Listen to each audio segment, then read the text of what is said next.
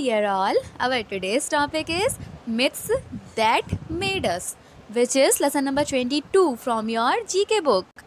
If आपको video पसंद आता है सो वीडियो को लाइक कीजिए, अगर आप चैनल पर नए हैं तो प्लीज़ सब्सक्राइब कीजिए और बेल आइकन को प्रेस कर दीजिए। इससे होगा क्या, इससे होगा ये कि मेरा कोई भी न्यू वीडियो आएगा तो आपको सबसे पहले नोटिफिकेशन मिल जाएगी। Okay, so let's start. Okay, so this is your chapter number 22 which is myths that made us. अब आप बोलोगे मैम ये चैप्टर का नेम कैसा है, समझ नहीं आ रहा है ना कि क्या है ये चैप्टर, हमसे क्या करवाना चाहता है, क्या कहना चाहता है। सो इसका मीनिंग होता है बेटा कि जो पुरानी कथाएं होती हैं, पुराण कथाएं होती हैं, कुछ काल्पनिक होती हैं, है ना, हमारे वेद वगैरह हो गए तो उन्होंने हमें बनाया, ठीक है ना। सो इस चैप्टर का मीनिंग क्या है, जैसे पुराण कथाएं हो गई, इन्होंने हमें बनाया, उनको हम मिथ्स कहते हैं, है ना, कल्पित कथाएं, पुराण कथाएं, ये सब होता है इसका मीनिंग। ओके, अब जैसे कि आपके पास हमेशा की तरह क्या होता है, ये येलो बॉक्स होता है, इसमें क्या होता है आपको पता है, आपके चैप्टर का डिस्क्रिप्शन होता है कि जो आपका चैप्टर है वो है किस बारे में और वो हमसे क्या कहना चाहता है, क्या हमें बताना चाहता है। सो ये है आपका क्या, डिस्क्रिप्शन, ठीक है ना, ये आपका डिस्क्रिप्शन है। अब मैं इसको रीड करती हूँ, फिर मैं आपको एक्सप्लेन करती हूँ कि ये क्या पढ़ना है, इस चैप्टर में क्या है, इसका मीनिंग होता क्या है। ओके, सो मैं रीड कर रही हूँ। ये आपका ग्रीनिश येलोस जो भी बोलो वो आपका बॉक्स, ठीक है ना। So India's rich mythological traditional fascinates people worldwide. This ancient collection of Vedas, epics, Puranas and legends are a seamless treasure of knowledge and wisdom. अब इसका मीनिंग क्या होता है बेटा, इसका मीनिंग ये होता है कि भारत की ऐसी बहुत सी पौराणिक कथाएं हैं और परंपराएं हैं जो कि दुनिया भर में प्रचलित हैं और दुनिया भर के लोगों को क्या करती हैं, फैस्किनेट मीन्स रोमांचित, है ना, ये ऐसा मीनिंग होता है इसका।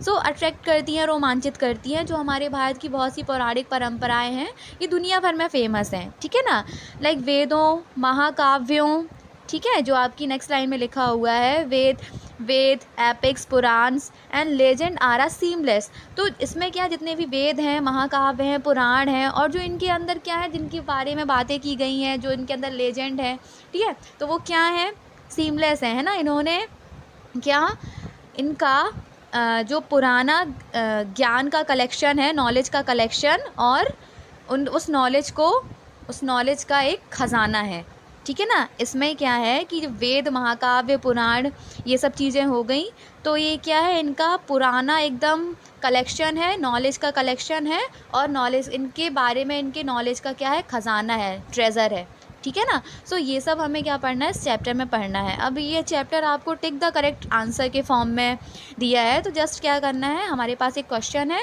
उसके हमारे पास 4 ऑप्शन है, ABCD, जो आंसर करेक्ट होगा हमने उसमें क्या करना है, टिक करना है और आंसर को फाइंड करना है। तो वीडियो पूरा देखना बेटा, मैं अभी से बोल रही हूँ क्योंकि मैं आपके सामने ही चैप्टर कराती जा रही हूँ, है ना, टिक करती जाऊँगी राइट आंसर में, क्योंकि आपको कहीं भी स्क्रीन में आंसर दिख नहीं रहा होगा। सो आपके सामने ही टिक करूँगी, इसलिए वीडियो पूरा देखो तो समझ आएगा, वरना आपका चैप्टर स्किप हो जाएगा, ठीक है ना, फिर आपको नहीं समझ में आने वाला। सो पूरा वीडियो देखो, आपके सामने टिक करती जाऊंगी, क्वेश्चन को पढ़ूंगी, आपको आंसर बताऊंगी और आपके सामने टिक करूंगी। जिसके पास बुक है वो अब अपनी बुक सामने रख के बैठिए, आप भी अपना बुक में कंप्लीट कर लेना। जिसके पास नहीं है कोई बात नहीं, उनके पास सामने क्वेश्चन भी है, फिर मैं आंसर भी बता रही हूँ, सो उसमें कोई दिक्कत वाली बात नहीं है। ओके, सो फटाफट से मैं स्टार्ट करती हूँ with question number first. I really hope कि स्क्रीन आपको क्लियर है, मेरी वॉइस आपको क्लियर है। ओके, अब मैं स्टार्ट कर रही हूँ फर्स्ट से। सो आपका क्वेश्चन क्या है, tick the correct answer. First is which great epic of India is known as the 5th Veda and the longest poem ever written in the world. So ये क्वेश्चन हमसे ये कह रहा है कि ऐसा कौन सा एपिक है, ऐसा कौन सा ग्रेट एपिक है जिसको किस नाम से भी जाना जाता है, 5वें वेद के नाम से जाना जाता है। हमारे 4 वेद होते हैं, है ना, 4 वेद होते हैं, बट ये कौन सा ऐसा ग्रेट एपिक है जिसको हम फिफ्थ वेद के नाम से भी जानते हैं। और ये क्या है, longest poem ever written in the world. इसको क्या भी बोला जाता है कि वर्ल्ड की लॉन्गेस्ट पोएम भी बोला जाता है। क्या, वर्ल्ड का लॉन्गेस्ट पोएम भी बोला जाता है, पूरे वर्ल्ड का। ठीक है, सो इसके आपके पास 4 ऑप्शन है, ABCD। Option number A Ramayan, option number B Mahabharat, option number C odyssey and option number D Yajurveda. Okay, so right answer is मैं आपके सामने टिक कर रही हूँ बी महाभारत। इसका राइट आंसर क्या है, महाभारत। महाभारत को 5वें वेद के नाम से भी जाना जाता है और इसको ऐसा भी बोला जाता है कि ये वर्ल्ड का लॉन्गेस्ट पोएम है। ठीक है ना। और हमारे 4 वेद होते हैं, तो वो कौन कौन से होते हैं, ऋग्वेद, सामवेद, यजुर्वेद, है ना, अथर्ववेद। ओके, ये 4 वेद होते हैं, बट 5वां वेद किसको, महाभारत को बोला जाता है, ऐसा इस क्वेश्चन के अकॉर्डिंग है। ठीक है ना। सो हमारा यहाँ पे हो गया first. Now second one is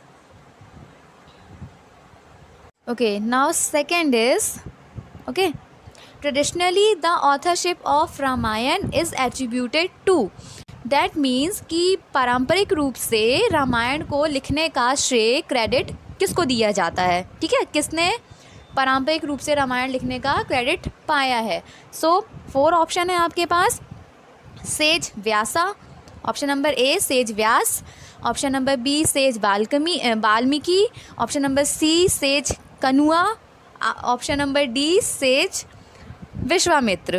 okay, so इसका राइट आंसर है बेटा option number B sage Valmiki. Okay, पारंपरिक रूप से रामायण को लिखने का जो क्रेडिट है, जो श्रेय है, वो जाता है ऋषि वाल्मीकि को, है ना। सेज का मीनिंग यहाँ पर सेज का मीनिंग ऋषि होता है।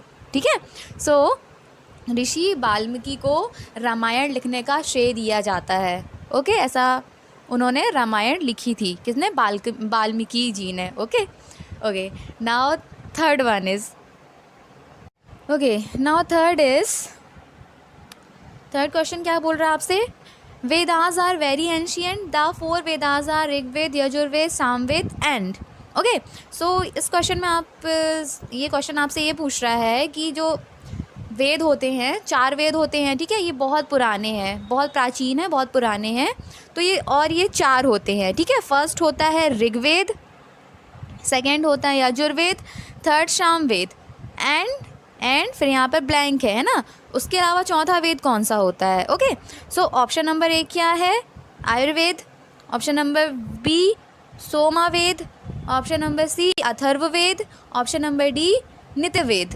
ओके, सो इसका राइट आंसर है बेटा ऑप्शन नंबर सी। 4th वेद कौन सा है हमारा, अथर्ववेद, है ना। 4 वेद होते हैं, first Rigveda, second Yajurveda, third Samaveda and 4th Atharvaveda. कभी मत भूलना, हमारे 4 वेद हैं, 4 वेदों के नाम ये हैं।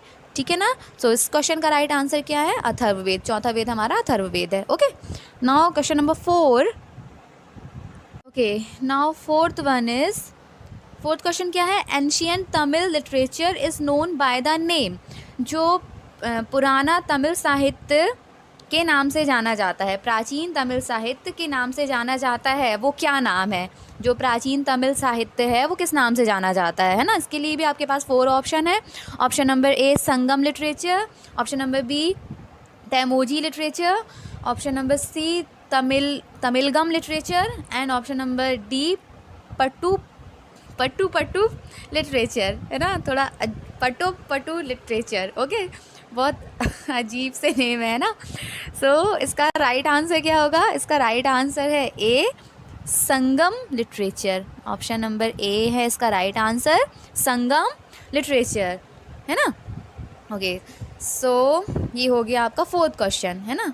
समझ आया ना, जो प्राचीन तमिल साहित्य है उसको संगम लिटरेचर के नाम से जाना जाता है। Okay, now 5th is, now question number 5th क्या है, many interesting stories which are collection of animal fables written by Vishnu Sharma.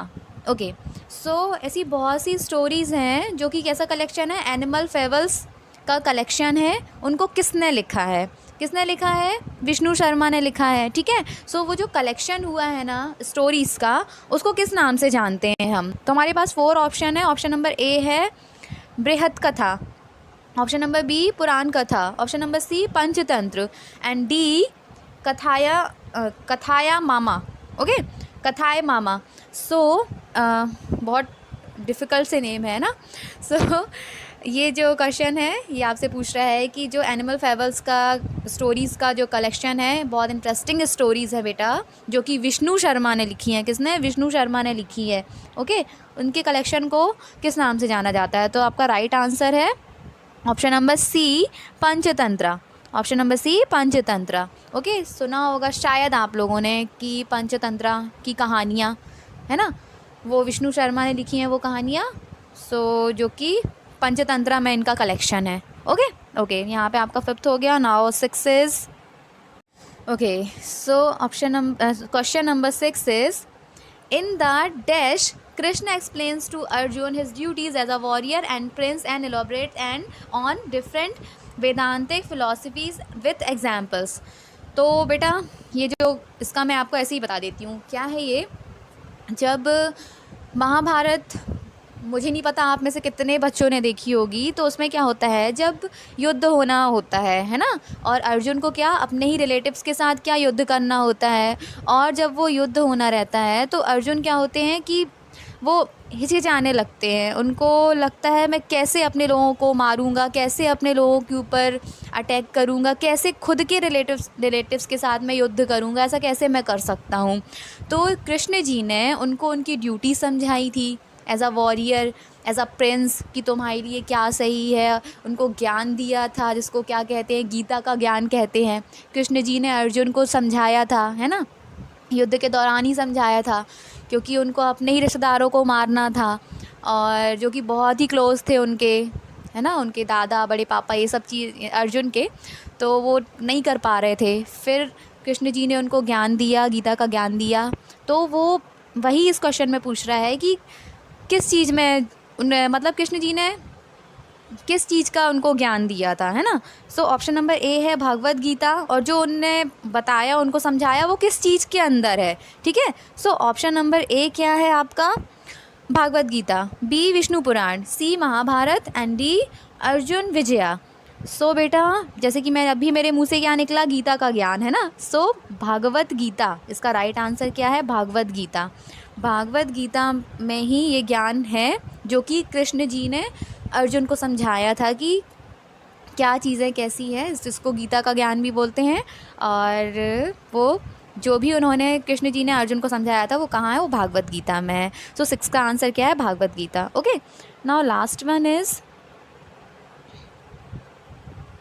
Okay, now question number 7 is Vasudev Kutumbakam is a Sanskrit phrase, what does this phrase mean? Okay, तो ये question आपसे ये कह रहा है बेटा कि वासुदेव कुटुंबकम एक संस्कृत वाक्यांश है। इस वाक्यांश का अर्थ क्या है? फ्रेज को हम हिंदी में वाक्यांश बोलते हैं, ठीक है। तो इस क्वेश्चन में क्या पूछा है? वासुदेव कुटुंबकम एक संस्कृत वाक्यांश है, इस वाक्यांश का अर्थ क्या है? इसके लिए भी आपके पास 4 ऑप्शंस हैं। Option number A, our family is our world. Option number B, the world is a family.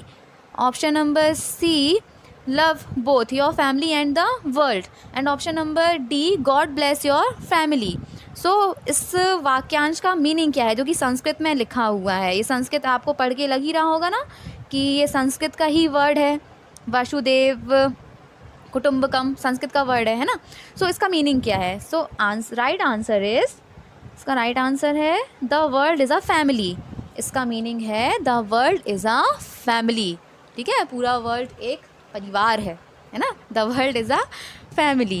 Okay okay, so okay, चलो थोड़ा सा और नॉलेज लेते हैं और इस चैप्टर को इतनी जल्दी फिनिश नहीं करते, ठीक है ना। ये जो आपको पिंक सा बॉक्स दिख रहा है, इसके अंदर 2 फैक्ट ऐसे लिखे हुए हैं, उसको रीड करते, थोड़ा वो भी जानते, वो भी आपको ना इंटरेस्टिंग लगेगा। ओके, सो आई होप बेटा क्लियर दिख रहा होगा। सो फर्स्ट हाँ, ये द लॉन्गेस्ट टेल। अब TALE का मीनिंग क्या होता है? ये मत बोलना कि मैम इसका मीनिंग पूछ होता है, नहीं, पूछ नहीं होता। इसका मीनिंग होता है कहानी, है ना। द लॉन्गेस्ट टेल मीन्स एक लंबी कहानी। ओके, लंबी कहानी, लंबी कथा, इस टाइप का।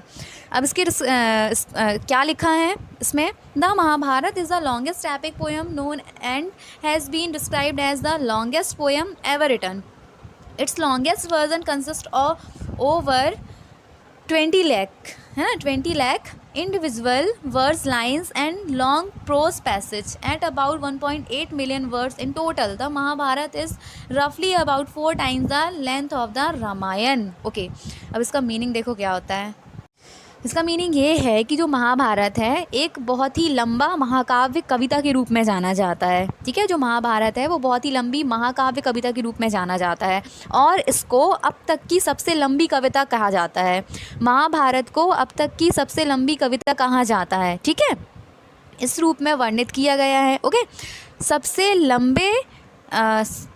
लंबे क्या बोलना चाहिए, जो इसको बनाया गया है, इसका जो संस्करण हुआ है, बहुत हिंदी हो जाती है, इसमें कितने 20 लाख से भी ज़्यादा व्यक्तिगत कविता लाइनें और लंबे गद्य मार्ग शामिल हैं। सोचो, 20 लाख से भी ज़्यादा व्यक्तिगत कविता लाइनें, है ना, और बहुत लंबे लंबे जो गद्यांश होते हैं, पैसेज होते हैं, तो वो शामिल हैं इसमें। ठीक है, कुल मिलाकर महाभारत में 1.8 मिलियन शब्द हैं। जो पूरी महाभारत लिखी हुई है ना, उसमें 1.8 मिलियन शब्द हैं, 1.8 मिलियन वर्ड्स हैं। ठीक है, जो रामायण की लंबाई, जो कि रामायण की लंबाई का 4 गुना है। रामायण भी एक महाकाव्य है। ठीक है, तो वो उसका भी 4 गुना महाभारत है। ठीक है ना, रामायण का भी 4 गुना महाभारत है। महाभारत में 20 लाख से भी ज़्यादा व्यक्तिगत कविता लाइनें हैं और बड़े बड़े पैसेजेस हैं और 1.8 मिलियन से करीब कितने, हाँ 1.8 मिलियन इसमें टोटल वर्ड्स हैं महाभारत के अंदर। ओके, और इसको सब तक की सबसे लंबी कविता के रूप में जाना जाता है। किसको? महाभारत को। ठीक है, एक हमें यहाँ पर ये पता चला। अब नेक्स्ट मैं रीड करती हूँ। Okay, now next is a twist in the tale, है ना। अब जो कहानी में ट्विस्ट है वो देखते हैं, सेकेंड वाले फैक्ट में क्या क्या हमें बताने वाले हैं। सो of Valmiki's Ramayan is thought to be the authentic Ramayana in India. There exist as many as 300 different versions of Ramayana. Beside many versions of Ramayana in different Indian languages and its Buddhist, Sikh and Jain adaptations. There are also Cambodian, Indonesian, Filipino, Thai, Lao, Burmish and Malaysian version of the tale. Okay, so देखो, जो रामायण है, वाल्मीकि जी ने क्या रामायण लिखी थी, है ना। वाल्मीकि जी ने, वाल्मीकि की रामायण को भारत में रामायण के रूप में माना जाता है। जो रामायण वाल्मीकि जी ने लिखी थी, उनकी रामायण को भारत में रामायण के रूप में ऐसा माना जाता है कि उन्हीं ने लिखा है। ठीक है, रामायण के 300 अलग अलग वर्जन हैं। रामायण के 300 डिफरेंट वर्जन है। कितने? 300 डिफरेंट वर्जन है रामायण के। ओके, इसके अलावा रामायण के कई वर्जन में बहुत सी भाषाओं, विभिन्न भारतीय भाषाओं और इसके बुद्ध, सिख और जैन, मतलब इन सब धर्मों में भी इनका क्या है, इसका रूपांतरण है। किसका? रामायण का। ओके, इसके अलावा कंबोडियन, इंडोनेशिया, सिडनी में भी Thai, Lao, Burmese and the Malaysian of the story. Okay, मतलब ट्विस्ट ये है कि रामायण के इतने सारे वर्जन हैं, है ना, और इन जगहों पे रामायण का क्या है, 300 डिफरेंट वर्जन है रामायण के। ओके, ऐसा नहीं है कि अपने यहाँ जो रामायण है तो वही बस, ऐसा नहीं है, इसके अलग अलग वर्जन है। ठीक है ना। सो बेटा, ये हो गया यहाँ पे हमारा चैप्टर कंप्लीट। मैंने आपको जो 2 फैक्ट थे वो भी आपको एक्सप्लेन कर दिया, चैप्टर एक्सप्लेन मैंने कर ही दिया है। आई होप बेटा आपको चैप्टर समझ आया होगा। इफ़ कोई डाउट है तो प्लीज़ आप कमेंट बॉक्स में कमेंट करके पूछ सकते हो।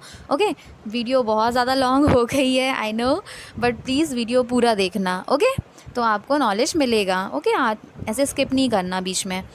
ओके, सो मिलती हूँ मैं नेक्स्ट वीडियो में न्यू चैप्टर के साथ, न्यू टॉपिक के साथ। Now bye bye, take care, thank you so much.